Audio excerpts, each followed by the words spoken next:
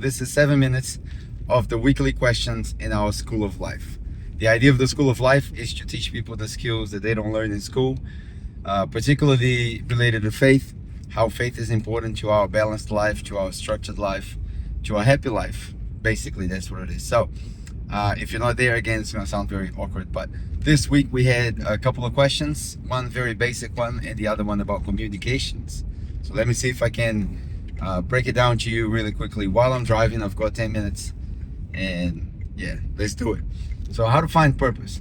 I personally believe in this philosophy called Ikigai. I think that Ikigai is the best way to start your journey on finding purpose. Might not be the final, but it's definitely your best choice or your best step forward as you start this journey on finding purpose. It's a lifetime journey, to be honest, and you will spend your whole life just honing into your skills. And you can use personality tests, you can use other things, you can go in many different places. But the Ikigai philosophy is this idea that if you combine 4 areas of your life into this center of a diagram, you would have found your purpose. So you can think it this way. You can think on quadrants. So if you imagine on the screen 4 parts, the goal of this exercise, and obviously this is a very summarized version of it, but the goal of the exercise is to list skills in 4 different areas: what you're good at, what you love doing, what pays well, and what the world needs. Each one of them signifies or means something different for your life. What you're good at is your talents, your natural talents.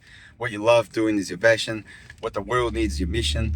And what pays well is your compensation. Now, if you put those 4 things together, you would have found a dream. The way I coach my students to do this is the following. I tell them to do a list of 20 items on each quadrant. Okay, 20 items. Don't stop any time before that.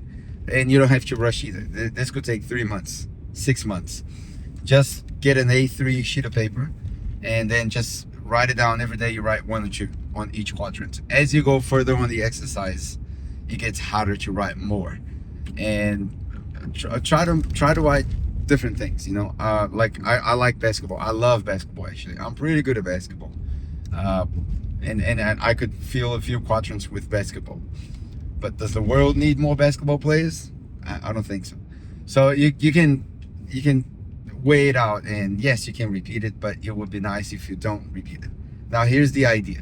After you finish the list of 20 or 30 items on each, the exercise flips the table. So the goal now is to eliminate what doesn't come as a priority. So I also love music. I love music, but am I the best musician around? No. So I'll scratch that from what I'm good at. So that's not going to be in that category. So when you do that, you will eliminate, and the point is you get your point of the exercise where there's 2 or 3 on each category each.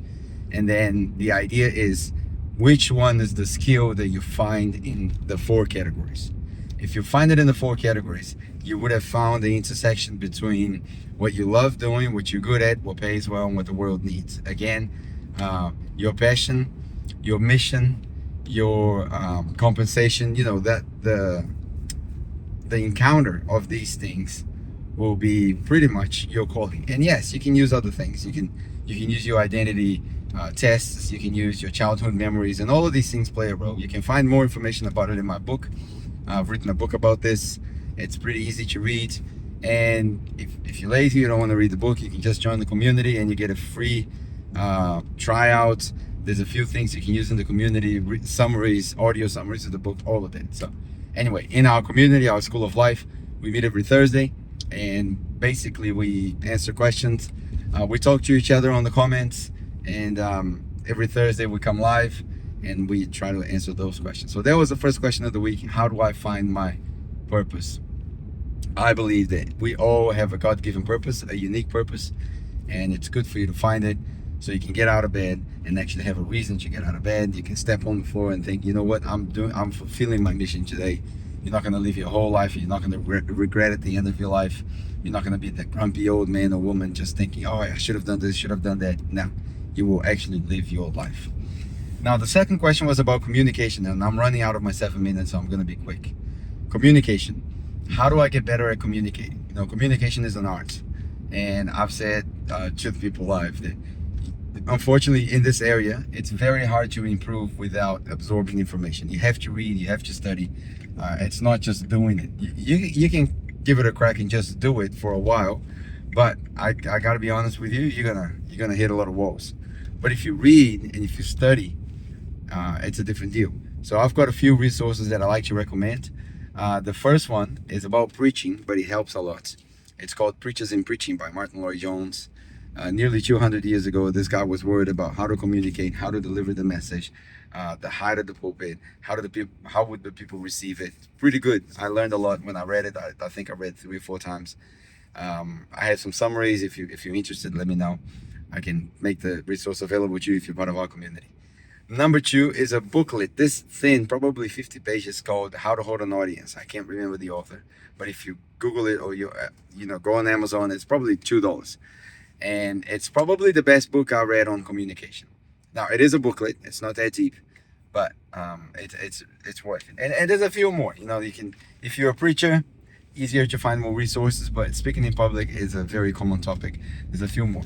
But my favorite one, the one that I recommend to everyone, preachers and just communicators, they're not talking about the gospel or anything, is a book called TED by Chris Anderson. Not the old one by Camilio Gallo, I think that's his name. Not the old one. The new one, Chris Anderson, TED. Mainly because of one idea in the book. And the idea is the central idea of the message. I love the way he makes people build any message that they build around one simple idea. And you just keep going back to it. Now, I don't know about you, but to speak for 20 or 30 minutes and just keep going back to one topic and not diverting is pretty hard. It's an art, man. And if there are tools that you can use, you should use it. Now, the book talks about a whole lot more. The book talks about posture, how to walk on stage, non-verbal communication, tones, pauses, all of the nuances that, in my opinion, and I've read a bunch of these books, man. It's my specialty. I love it. I've read a book a while ago called Gravitas, really good.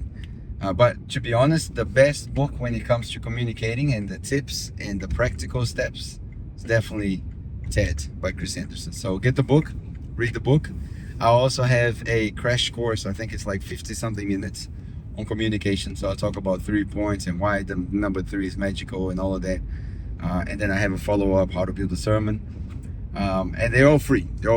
And again, I don't do none of this because of money. Okay, so let me close with this. I've been speaking for 8 minutes already. Let me close with this.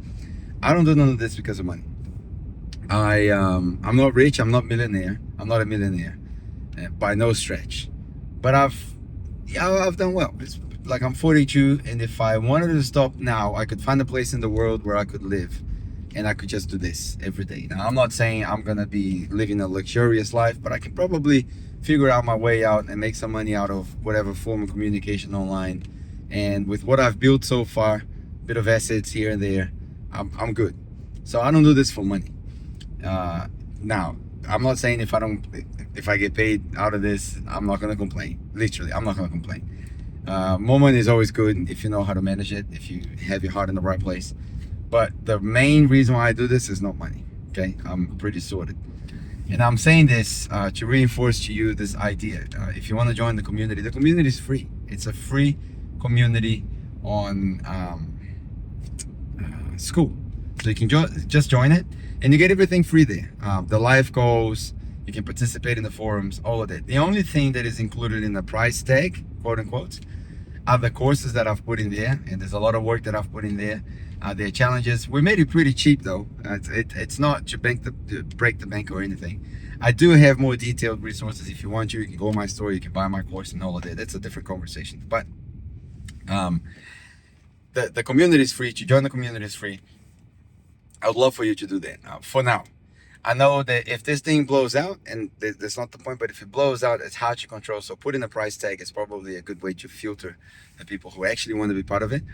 But every contribution you make, every payment you make in anything that I do, if you buy my products, buy my courses, or if you just join our Philippians community, which is the group of people that support my ministry, everything is to support the ministry. I don't sell stuff. I'm not trying to turn around a big chunk of money. Now, everything we do is to support the ministry. So if you want to, I will leave a link in the description here. Not the first link. The first link is for the school.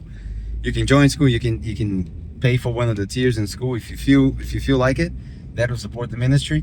Or you can just click on the link below for my tithely, and then you literally you get to choose how much you want to help every month. And again, just to clarify, it will help me continue to do these things without pressure. It'll help me continue to plant churches. That's what I do. I am a local church pastor right here in the Gold Coast, Australia. I also train other church planters. So we have an organization that right now we've got 4 churches in a few different states and a few other indirect or non-direct related churches in different countries. I help organize that. I help feed them. I help teach them, contribute to their work. So if you want to jump in and contribute to this ministry, it's how you do it. You're gonna help me out. So the link is right there in the description. All right, so thank you very much. I said I was gonna speak for 7 minutes. I spoke for 11. It's a normal preaching thing, you know. We always say we're gonna finish, but we never finish.